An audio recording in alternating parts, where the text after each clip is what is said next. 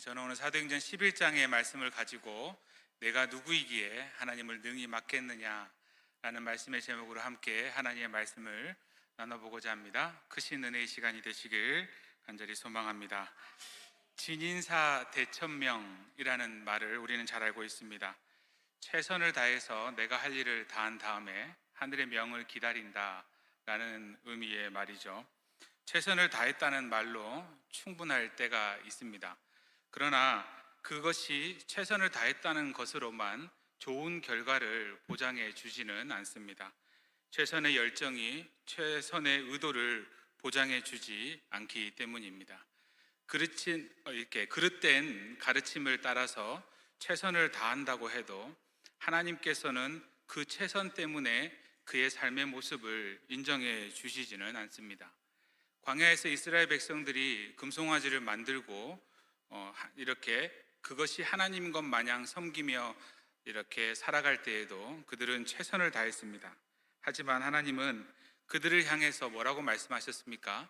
내 백성이 아니다 라고 말씀하셨습니다. 이스라엘 백성들이 그뿐만 아니라 이후에도 여러 우상들을 섬기며 나아갈 때도 최선을 다했습니다. 그러나 하나님은 그 최선을 다한 그들을 향해서 그들이 최악의 범죄를 하였다라고 하셨습니다. 하나님을 알면 알수록 또 하나님을 이렇게 기쁘시게 하는 뜻을 깨달을수록 우리는 하나님을 더욱더 사랑하게 되고 하나님을 더 신뢰하고 의지하고 그리고 하나님을 더 따르고 싶어 합니다. 그렇게 할수록 우리 자신이 또한 얼마나 무지하고 미약하고 예측할 수 없을 만큼 불완전한 사람인 것을 우리는 깨닫게 됩니다. 그래서 지나온 시간들 과정 속에서 나는 최선을 다했다라고 생각을 해보지만 그러한 하나님의 일하심과 역사하심들, 하나님의 무궁하심들을 깨달았을 때는 그것이 나의 최선은 아니었구나라고 우리는 말할 수밖에 없습니다. 그 모든 삶의 지난날 최선의 모습들을 되짚어 보면 그 가운데는 우리의 편견에 이렇게 그 가운데는 나의 편견과 오만함이 섞여 있습니다. 하나님은 항상 나를 더 확장시키시고 깊이를 더해 주시며 이 세상 가운데서 하나님의 일하심을 입체적으로 보게 하십니다. 우리가 살펴보는 사도행전의 이러한 이야기들은 그런 하나님 나라의 확장을 대한 이야기입니다. 하나님 나라의 확장뿐만 아니라 또한 나아가서 개인적 차원에서도 확장을 말합니다. 우리가 본문의 내용을 오늘 살펴보면 유대에 있는 사도들과 형제들의 귀에 이방인도 하나님의 말씀을 받았다라는 소식을 예루살렘 교회가 듣게 됩니다. 유대인들에 의해 죽은 나사렛 예수가 부활하셔서 하나님의 아들로 인정을 받고 이제 다시 오실 것을 약속하고 승천하셨다라는 그 말씀을 이방인들도 믿게 되었다라는 소식을 듣습니다. 동시에 유대인들의 입장에서 보면 그것은 베드로가 부정한 이방인들과 접촉하여서 또한 베드로 역시 부정해졌다라는 뜻이기도 합니다. 그래서 베드로가 예루살렘에 도착하자마자 할례자들, 다시 말해서 예루살렘 교회의 극단주의자들은 베드로가 지금 정결법을 무시한 채 이방인과 교제했다라는 이유로 비난을 합니다. 물론 베드로도 우리가 알고 있는 것처럼 부정한 동물을 먹으라는 하나님의 명령을 3번이나 거절을 하였습니다. 이렇게 할례자들이 유대인 그리스도인들이 자신을 비난하는 것에 대해서 베드로는 충분히 이해했을 것입니다. 11장 3절에 보게 되면 이르되 내가 무할례자의 집에 들어가 함께 먹었다 하니, 할례자들의 태도를 보면 대단한 용기와 열심 아니겠습니까? 할례자들은 자신들이 옳다라고 믿는 것을 지켜내기 위해서 최선을 다했습니다. 그 최선을 다한 행동은 나무랄 것도 없고 오히려 칭찬을 받을 만합니다. 하지만 그들의 그 최선이 지금 성령의 역사를 가로막고 구속의 역사를 가로막고 있다라는 것입니다. 자신들이 가지고 있는 아주 작은 한 줌의 그 지식과 신념으로 하나님의 일하심을 막아서려는 그러한 시도가 되어버렸다라는 것이죠. 물론 그들은 아직 하나님의 그 크신 일과 역사하심들을 잘 모르고 있습니다. 이렇듯 우리도 살면서 잘 모른 채로 하나님이 하시는 많은 일들을 나의 좁은 신학적 틀로 재단을 하곤 합니다. 마땅히 하나님 앞에 감사해야 될 것이 있는데, 그리고 예배해야 될 때가 있는데, 그것을 감사하지 못하고 하나님 앞에 영광 올려드리지 못하고 비난하고 정죄한 적도 있습니다. 이러한 할례자들처럼 말입니다.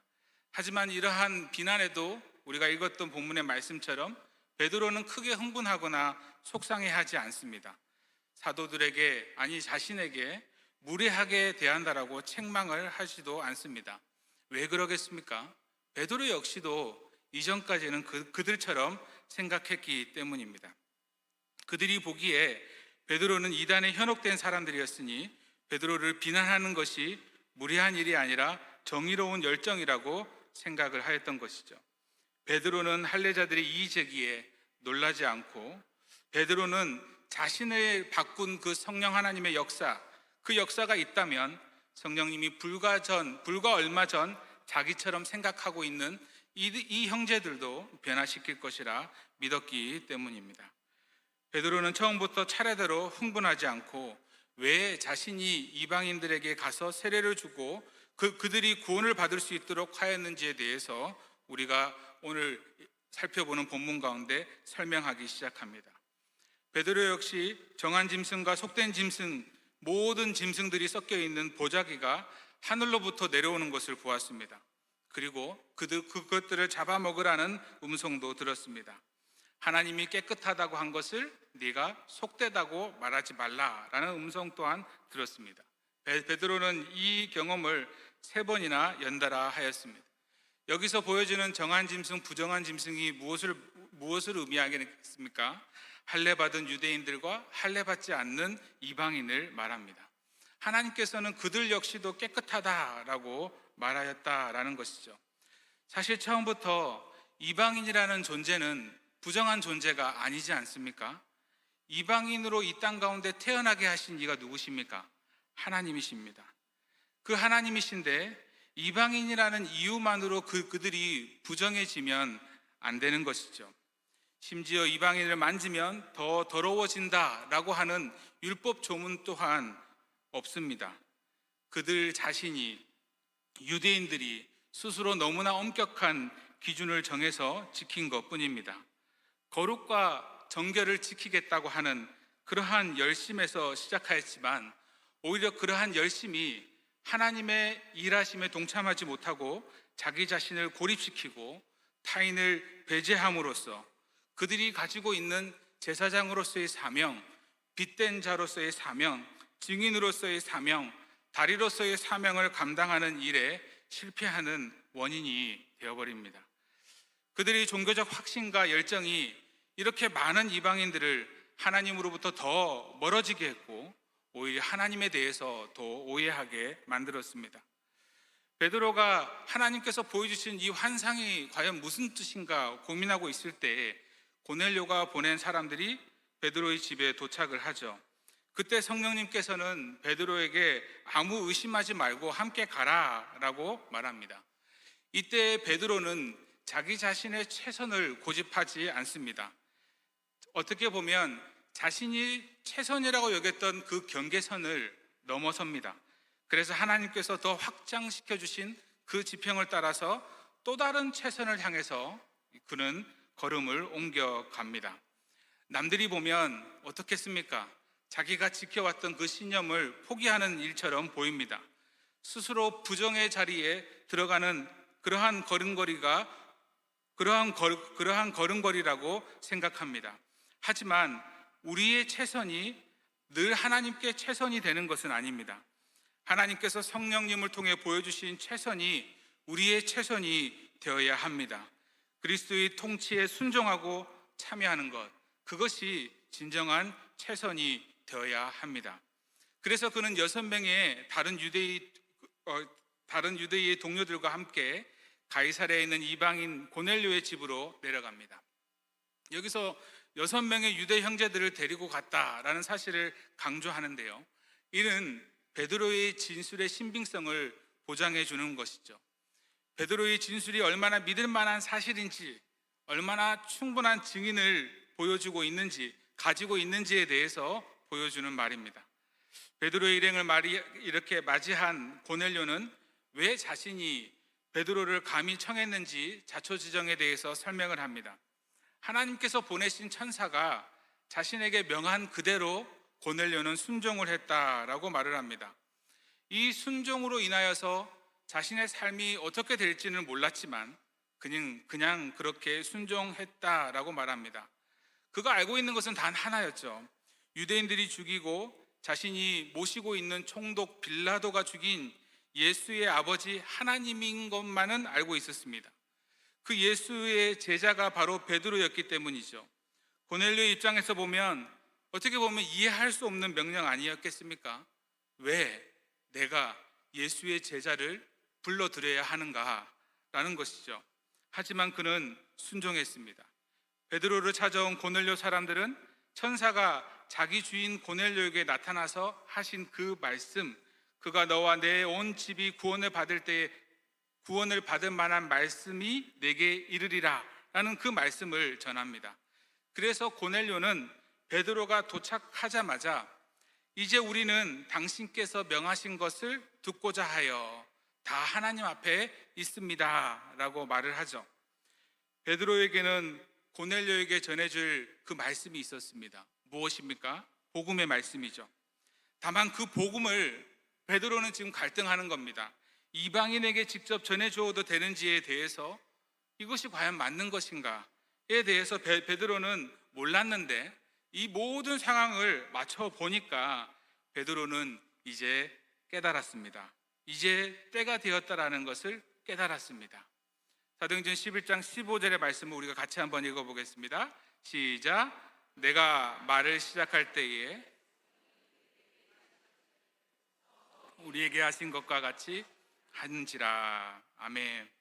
오순절에 유대인들에게 임한 성령님이 이방인에게도 임하였다라는 그 사실을 지금 강조하고 있습니다. 처음은 오순절에 사도들에게 성령께서 임하셨을 때를 가리키는 말이죠.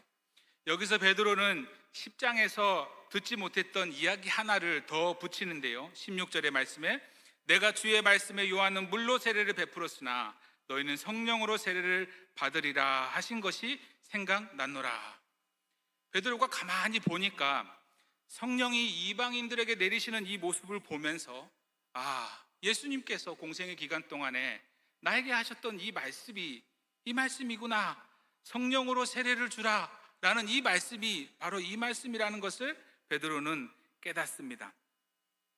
고넬료와 그의 친구와 친족들이 베드로가 전하는 복음을 전하는 동안 하나님께서 자기 아들을 우리 죄를 위하여 십자가에 내어주고 구원하시고 이제 그 아들 예수 그리스도를 통해 우리를 다스리신다는 사실을 그들은 새롭게 깨닫습니다. 그것을 확인한 베드로가 보이는 반응은 하나님의 일을 거스르지 않는 것이었습니다. 자신의 제한된 지식으로 그러한 지식을 가지고 판단하기보다는 이제는 그가 성령의 통로가 되고 도구가 되어 이방인 전도의 새 시대가 열린다라는 것을 알리는 것이 자신이 가져야 될 믿음의 태도라는 사실을 깨닫습니다. 그것이 베드로에게 요구하는 또 다른 새로운 최선이었다는 것이죠. 그의 고백을 우리 다 같이 한번 해보도록 하겠습니다. 17절 말씀입니다. 시작. 그런즉 하나님이 우리가 주 예수 그리스도를 믿을 때에 주신 것과 같은 선물을 그들에게도 주셨으니 내가 누구이기에 하나님을 능히 맡겠느냐 하더라. 아멘. 주 안에서 사랑하는 우리 성도님 여러분, 인간이 할 수 있는 가장 최선은 우리가 하나님께 혹은 우리가 예수님께 무엇을 해드리는 것이 아닙니다. 하나님이 우리 안에서 자유롭게 역사하실 수 있도록 우리 자신을 온전히 내어드리는 그것이 우리의 최선이 되어야 될 줄 믿습니다. 많은 사람들은 많은 것들을 무언가를 해드리는 것이 도리라고 생각을 합니다. 그래서 잘 준비된 사람, 그래서 권력이 있고 돈이 있고 더 예쁘고 똑똑하고 그래서 더 큰 역할을 이렇게 많이 할 수 있다라고 생각을 합니다. 그래서 우리는 누군가를 축복할 때도 뭐라고 축복합니까? 하나님 나라의 큰 일꾼으로 쓰임받게 해주시옵소서, 주님 귀하게 쓰임받는 큰 일꾼 되게 해주십시오 라고 축복을 할 때는 그러한 마음이 가지고 축복을 합니다. 하지만 그러한 마음을 품는 동안에 우리가 주님의 일에 도움이 되기는커녕 방해가 되며 살기도 했다는 것을 우리는 깨달아야 합니다. 세상에서 힘이 더 있을수록, 세상에 재능이 더 많을수록 하나님의 영광을 가리는 경우가 우리는 참 많이 있습니다. 주님의 역사를 더 어떻게 보면 유능하게 방해를 합니다. 그런데 하나님의 나라에서는요, 그렇게 유능한 사람이 귀하게 쓰임받지 않습니다. 오히려 그 나라에서는 힘이 없고 연약하지만 진실하고 신실한 자들이 더 하나님 앞에 귀하게 쓰임받습니다. 이제는 더 큰 것과 더 작은 것, 더 귀한 일, 덜 귀한 일, 이렇게 나누어서는 안 됩니다. 정말 중요한 것은 다른 것에 있습니다. 우리 눈에 보이는 그 작은 일이 주님의 나라에서는 이 시대의 역사의 흐름을 바꾸는 일이 되는 줄 믿습니다. 시므를 향한 모압 여인의 루세, 그 인애가, 헤세드가 다윗 왕조를 여는 그러한 시작이 될 줄을 누가 알았겠습니까? 나그네에게 물 대접하는 것이 천사를 대접하는 것이 될 줄 누가 알았겠습니까? 고넬료에게 임한 성령님을 있는 그대로 환영하고 새 시대를 열었고, 그렇게 환영하는 것이 새 시대를 열었고, 바울의 이방인 선교를 위해 문을 여는 일이 되고, 그래서 오늘 이 시대를 살아가는 우리에게까지 복음이 전해지게 될 줄 그 시대에 누가 알았겠느냐는 것입니다. 그래서 우리는 이렇게 말할 수 있습니다. 내가 누구이기에 하나님을 능히 맡겠느냐? 내가 누구이기에 하나님의 일을 능히 맡겠느냐? 이제는 우리 자신의 알량한 지식으로, 미천한 경험으로, 근시안적 안목으로 하나님의 일을 막지 맙시다. 그래서 우리는요, 이러한 일을 함께하는 공동체가 필요합니다. 우리는 모두가 다 서로에게 스승이 되어야 되고, 서로에게 필요한 하나님 나라의 지식이 되어야 합니다. 그리고 서로를 향한 기도의 응답들이 되어야 합니다. 내가 누구인지를 알기 위해서 우리는 서로 존재하는 것이죠. 하나님이 어떤 능력이 있는지를 알기 위해서 우리는 서로 존재하는 자들입니다. 우리 안에서 역사하시는 하나님의 일을 나눔을 통해서 우리는 내가 누군지를 알게 되고 하나님의 능력을 우리는 알아가는 것이죠. 올해 우리가 교회가 달려오는 이렇게 보고 있는 오이코스 처치, 이것이 바로 핵심 아니겠습니까? 성경 속에서, 기도 속에서, 고난 속에서, 우리의 교제 속에서 나를 알아가고 하나님을 알아가는 것이죠. 능히 맡겠느냐? 누군가는 회방꾼이 된다는 것 아니겠습니까? 수많은 그리스도인들 가운데 회방꾼으로 살아가는 것이 아니라 이 시대 속에, 이 험난한 시대 속에, 이 어두운 시대 속에서 우리 하나님께서 나의 위안이라고 말하는 것, 우리 주님께서 말씀해 주시길 너는 나의 위안이야, 너는 나를 위한 자야 라고 말씀해 주실 그런 성도로서의 삶을 살아가는 우리 모두가 되기를 간절히 소망합니다. 이것이 베드로의 회심입니다. 이제는 여기가 좁사오니 라고 말했던 베드로는 더 이상 찾아볼 수가 없습니다. 수제자로서 가장 앞장서기를 좋아했던 베드로는 없습니다. 주님 십자가는 절대 질 수 없습니다 라고 말하는, 그렇게 예수님을 꾸짖었던 베드로는 더는 없습니다. 제사장 뜰에서 예수님을 모른다고 부인했던 베드로는 더 이상 없습니다. 부활하신 예수님을 보고도 의심했던 베드로는 더 이상 없고, 부활한 후에 갈릴리에 가서 기다리시겠다는 예수님의 말씀을 믿지 못하고 고기를 잡고 있는 베드로는 더 이상 없습니다. 동물 가죽을 이렇게 다루는 무두장이가 부정하다라고 여겼던 베드로는 더 이상 없습니다. 심지어 이방인과 상종하면 안 된다고 여겼던 베드로가 변했습니다. 그의 인생의 회심의 인생이 되어버렸습니다. 앞으로 하나님은 그를 부르시는 그날까지 그 자신에게 있었던 그 낡은 체계를 망치로 끊임없이 깨어 부실 것입니다. 깨어 부셔 새로운 생명의 가치를 잊어버리지 않도록 만드실 것입니다. 더 이상 버릴 것이 없을 만큼 남김없이 깨어지고 부서지는 그러한 일들을 하나님께서는 하실 것입니다. 이러한 베드로의 회심을 보고 예루살렘의 할례자들이 뭐라고 반응합니까? 18절의 말씀 우리 같이 한번 읽어보겠습니다. 시작. 그들이 이 말을 듣고 잠잠하여, 그러면 하나님께서 이방인에게도 생명 없는 회개를 주셨도다 하느니라. 베드로를 비난하기 위해 그들이 모였는데 모든 것이 잠잠해져 버렸습니다.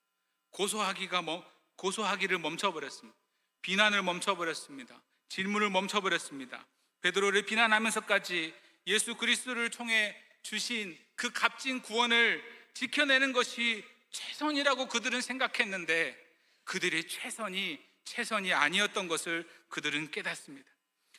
이방인들이 예수님을 믿고 구원받으려면 먼저 할례를 받아야 되고 음식에 관한 규례를 지켜야 되고 안식일을 준수해야 되며 아브라함의 혈통적 유대인이 되어야 한다는 그러한 모든 생각들을 그들은 포기합니다. 조금 전까지 자신들이 비난하던 베드로의 하나님께, 이방인에게 성령을 주신 하나님께 그들은 영광을 돌려드립니다. 찬양을 합니다. 그들은 하나님께서 이방인에게도 생명을 얻는 회개를 주셨도다라고 고백하며 영광을 돌려드립니다. 예수님 덕분에 이스라엘이 회개할 수 있었던 것 같이 이제는 하나님으로 말미암아 이방인에게도 회개의 기회가 주어졌다라는 것을 예루살렘 교회가 인정을 합니다. 우리가 지금 새벽마다 로마서의 말씀을 살펴보는데 이제 14장, 15장을 넘어가지 않습니까? 그 말씀들처럼 그리스도께서 우리를 받아 하나님 앞에 영광 올려드린 것처럼 우리도요, 출신이나 사람의 어떤 모습에 따라서 서로 받지 않는 것이 아니라 서로 받아야 합니다. 그래서 하나님이 하신 일이 옳습니다. 앞으로 저희도 하나님 아버지의 역사를 우리도 함께 이어가겠습니다 라고 말할 수 있는 그러한 성도들이 되어야 하지 않겠습니까? 그것이 하나님 앞에 영광 돌리는 자세일 것입니다. 18절까지 이방인 고넬료 한 사람으로 말미암아 그의 가정과 친구들과 친족들이 예수님께로 돌아오고 예루살렘 교회가 주 예수 그리스도를 영접한 이방인들을 추가적인 조건 없이 하나님 나라의 가족으로 이렇게 인정한 이야기였다면, 이어서 19절에서 30절까지의 말씀들은 수많은 이방인들이 주님께로 돌아와 안디옥 교회가 세워지는 이야기를 말을 합니다. 19절 이후의 시간이 얼마나 경과했는지는 모르겠으나 스데반의 일로 더는 예루살렘에 그리스도인들이 머무르지 못하게 되자 유대와 사마리아 전역으로 흩어져서 그들이 복음을 전했습니다. 사마리아를 넘어서 베니게, 구브로, 수리아, 안디옥에 가서 복음을 전했습니다. 이때까지만 해도 그들은 유대인들에게 말씀을 전했겠죠. 그런데 20절에 베드로처럼 안디옥의 헬라인들에게 복음을 전하는 자가 있다라고 말을 합니다. 20절 말씀에 그 중에 구브로와 구레네 몇 사람이 이름 모르는 몇 사람이 안디옥에 이르러 헬라인에게도 말하여 주 예수를 전파하니, 여기서 주 예수를 전파했다라고 말하죠.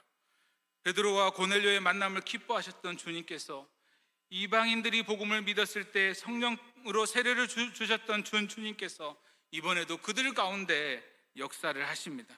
누가는 이것을 이렇게 표현합니다. 21절 주의 손이 그들과 함께 하심에 수많은 사람들이 믿고 주께 돌아오더라. 이름 모를 몇몇 사람들이 주의 이름을 전파하니 주의 손이 그들과 함께 하심에 수많은 사람들이 믿고 주께 돌아오더라. 어떻게 보면 전혀 기대하지 않고 예상하지 못한 결과 아니겠습니까? 그러니 우리는 이렇게 말할 수밖에 없죠. 주가 하셨습니다. 몇 사람만이 아닙니다. 몇 사람만이 돌아온 소수의 사람만이 돌아오지 않았습니다. 수많은 이방인들이 예수를 믿고 주께로 돌아왔습니다. 예수님을 구주요 주인이요 메시아로 영접했습니다. 여기에 주의 손이 함께하였다라고 말하는 것은 부활하신 주님께서 당시에 살아계신 것을 입증하는 그러한 기적을 베푸셨다라는 말입니다. 그 기적을 통해서 그들이 예수가 구원자이시다, 예수가 부활하셨다, 지금도 살아서 우리 가운데 역사하신다라는 것을 알게 되었다라는 것이죠. 이렇듯 안디옥의 이방인들이 나그네 전도자의 말씀과 그들이 일으킨 기적으로 말미암아 예수 그리스도의 복음이 사실이라는 것을 믿게 됩니다. 주님의 손이 함께하는 사역자, 주님의 손이 함께하시는 성도님들, 주님의 손이 함께하시는 교회, 주님의 손이 함께하는 그의 자녀들, 그리하여 믿고 주께 돌아오는 성도들, 그것이 우리가 삶을 살아가는 목적 아니겠습니까? 지금도 주님은 우리가 주 예수 그리스도를 전파하기를 기다리고 계십니다. 사랑하는 성도님 여러분, 담대하게 선포하는 삶을 살아가시기를 바랍니다. 어떠한 방법으로 전했는지는 말씀하고 있지 않기 때문에 모르겠으나 그들은 아주 신중하게 전했을 것입니다. 그리고 아주 배려 있는 삶의 모습을 가지고 전했을 것입니다. 하지만 중요한 것은 그들이 예수님이 자신의 주와 구주가 되신다는 그 복음을 부끄러워하지 않고 확신 있게 전했다라는 사실입니다. 전도는 은혜 받은 자의 책임입니다. 은혜 받은 자의 마땅한 책임이 바로 전도입니다. 그래서 우리가 그 전도를 하기 위해서 좋은 방법들을 찾아내고 열심히 공부하고 있는데, 언제까지 찾아내고 언제까지 공부만 하고 계시겠습니까? 언제까지 찾아내고 언제까지 공부만 하며 이렇게 허송세월을 보내고 계시겠습니까? 추수는 하나님이 하시는 것이죠. 우리는 다만 씨를 뿌리는 일에 열심을 내는 것입니다. 로마서 10장 14절 15절, 그런즉 그들이 믿지 아니하는 일을 어찌 부르리요? 듣지 못한 일을 어찌 믿으리요? 전파하는 자가 없이 어찌 들으리요?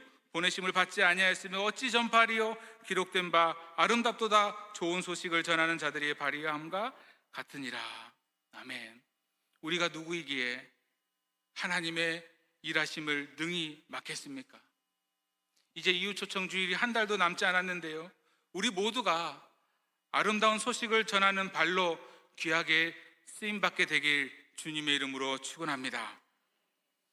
베드로가 이방인과 접촉한 일과 세례를 준 일이 예루살렘에 전해졌듯이 수리아 안디옥에서 수많은 이방인들이 주님께로 돌아온 이 회심의 사건 역시 예루살렘 교회에 있는 여러 사람들에게, 예루살렘 교회에 있는 사도들의 귀에 들어갑니다.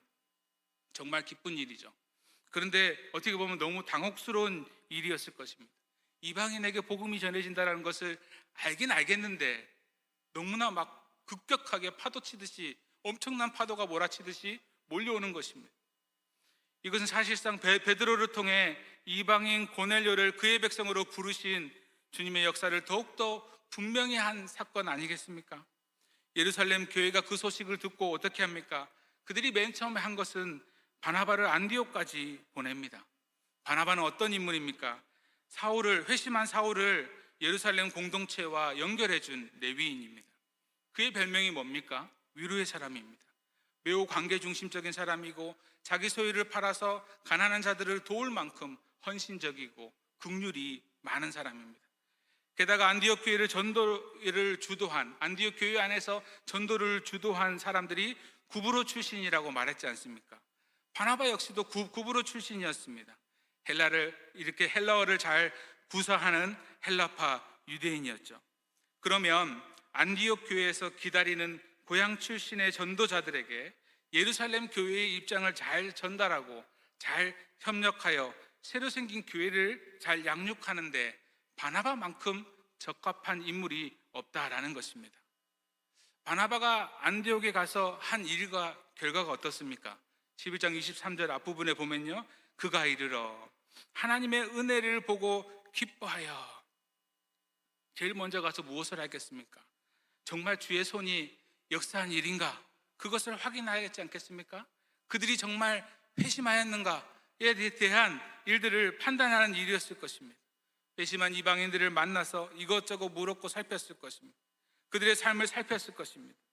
그래서 이 바나바가 얻은 결론이 무엇입니까? 하나님의 은혜를 보고 기뻐하였다라고 말합니다. 안디옥 교회의 이방인들의 회심은 하나님이 하신 일이었습니다. 하나님의 은혜로 말미암아 이루어진 일입니다. 복음 전도자들은 그 하나님의 역사가 일어나도록 단지 순종했을 뿐입니다. 하나님의 은혜가 고넬료에게 이르렀듯이 안디옥에 있는 이방인들에게도 미쳤다라는 것입니다. 그들에게도 생명을 얻는 회개를 이방인들에게도 주셨다라는 것이죠. 바울은 그 하나님의 은혜를 보고 기뻐합니다. 사랑하는 성도님 여러분, 하나님의 은혜가 보이면 사람에게 영광을 돌리지 않습니다. 하나님의 은혜가 있는 공동체에는요, 하나님의 말씀이 가장 크게 들립니다. 그리고 하나님의 은혜가 보이는 그 공동체 안에는 하나님의 역사만이 도드라집니다. 하나님에 대한 찬양만 높여지고 하나님께 드리는 기도는 어떻습니까? 더욱더 간절해지고 하나님을 향한 예배는 더욱더 뜨거워집니다. 교회는 주님 오실 때까지 그 은혜를 유지될 수 있어야 됩니다. 유지되어야 합니다. 그렇다면 그 은혜를 얻으려면 은혜를 받은 믿음의 손이 반드시 있어야 됩니다. 그래서 바나바는 그것을 당부합니다. 23절 후반절에 모든 사람에게 굳건한 마음으로 주와 함께 머물러 있으라 권하니, 일방적인 명령이 아니라 권했다라고 하죠. 그리고 어떻게 해요? 굳건한 마음으로 주와 함께 머물러 있는 사람이라고 말하고 있습니다. 세상 가운데서 흔들리지 않고 항상 주님을 마음의 중심에 모시고 삶을 살아가는 삶, 이것이 하나님의 은혜에 합당한 성도의 삶인 줄 믿습니다. 어디에 있든지 무엇을 하든지 언제든지 굳건한 마음으로 주와 함께 머무는 사람들이 많게 되면 어떠한 일을 경험하게 되는지 아십니까? 24절 말씀에 이에 큰 무리가 주께 더하여 지더라. 그의 가르침을 받은 자들이 더 말씀을 사모하고 주와 함께 있기를 더 훈련하고 열심히 제자로서의 삶을 살아가는 자들이 복음을 전하는 전도자가 되죠. 그리고 또 전도되어 온 자들이 또 다른 제자가 되어 또 복음을 전하고 또 다른 제자를 재생산해내는 것입니다. 이것이요, 복리로 막 이루어지는 것이에요. 복리로. 이 모든 것이 주님의 손이 함께하는 은혜 아니겠습니까? 큰 무리가 주께 돌아오자 혼자 감당할 수 없었던 바나바는 바울이 가지고 있는 소명과 사명을 기억하고 그를 부릅니다. 우리가 알고 있는 것처럼 바울과 바나바는 환상의 콤비 아니었겠습니까? 안디옥에서 엄마 역할은 바나바가 감당을 하고 아빠 역할은 아마도 바울이 감당했을 것입니다. 그들이 1년간 사역을 했는데 안디옥 교회가 더욱더 단단해져 갑니다. 그리고 그 사역의 결과가 어떻습니까? 11장 26절에 우리 같이 한번 읽어보겠습니다. 시작. 제자들이 안디옥에서 비로소 그리스도인이라 일컬음을 받게 되었더라. 아멘. 무리였던 이렇게 큰 무리가 제자가 되었다라고 합니다. 드디어 그리스도인이라는 호칭을 얻게 됩니다. 세상 사람들이 안디옥의 제자들을 향하여서 크리스티아노스, 즉 그리스도의 추종자라고 부릅니다. 바울과 바나바를 통해 안디옥 교회가 얼마나 성숙하게 이렇게 자라갔는지 보여주는 사건이 마지막 27절에서 30절에 나옵니다. 성령께서 공동체 안에 보여주는 기근에 대한 그 환상으로 말미암아 안디옥 교회는 흉년을 대비하죠. 흉년을 미리 알게 하셨다는 것은 하나님께서 그 흉년에 귀하게 쓰시겠다는 말씀 아니겠습니까? 흉년으로 직격탄을 맞은 예루살렘 교회의 안디옥 교회가 구제 헌금을 보냄을 통해서 하나님께서는 그 두 교회를 더욱더 하나로 묶으시려 합니다. 사도행전 11장 29절 30절 제자들이 각각 그 힘대로 유대에 사는 형제들에게 부조를 보내기로 작정하고 이를 실행하여 바나바와 바울의 손으로 장로들에게 보내니라. 예루살렘 교회가 이 헌금을 받았다는 것은 사실상 이방인 교회를 인정했다는 말 아니겠습니까? 이미 안디옥 교회는 유대에 사는 형제들이라고 말하고 있지 않습니까? 예루살렘 교회를 향해서 형제들이라고 간주하고 있어요. 소유의 나눔을 통해 둘이 하나가 되었다는 것이죠. 사랑하는 성도님 여러분, 베드로는 은혜로 자신의 무지를 깨닫고 하나님이 기뻐하시는 데까지 나아갑니다. 베드로가 18절까지 말한 것의 핵심은 하나님이 하셨다는 것이죠. 그러니 그 일을 우리가 막아서면 안 된다는 것입니다. 그래서 이렇게 얘기합니다. 내가 누구이기에 하나님을 능히 막겠느냐? 내가 누구이기에 하나님을 능히 막겠느냐? 하나님께서 이방인에게도 생명을 얻을 이렇게 생명을 얻는 회개를 주셨다고 영광 돌리며 베드로와 고넬료는 하나님을 막지 않았습니다. 그리고 그 하나님의 역사는 안디옥 교회를 통하여서 더욱더 활짝 열리게 됩니다. 하나님의 위대한 역사의 진전을 가로막지 않는 바울과 바나바의 사역으로 복음은 더욱더 힘있게 전파됩니다. 누가 성도이고 제자이고 누가 참 하나님의 교회입니까? 내가 누구이기에, 내가 어떤 존재인지를 아는 사람들입니다. 나의 가치를 알고 나의 한계를 아는 사람들이 참된 성도이고 참된 제자입니다. 하나님을 능히 막겠느냐? 감히 하나님의 일을 능히 막지 않는 사람입니다. 도리어 하나님이 하시는 일을 알아보고 그 일을 환영하고 찬송하고 믿고 삶을 살아가는 자들 아니겠습니까? 그래야 해서 우리 하나님 한 분께만 영광 돌리는 사람이 바로 참 성도이고 제자인 줄 믿습니다. 우리 자신의 한계 안에 주님을 이렇게 가둬두지 않고 주님의 역사에 참여하는 믿음의 사람으로서의 삶을 살아가시는 우리 모두가 되기를 주님의 이름으로 축원합니다.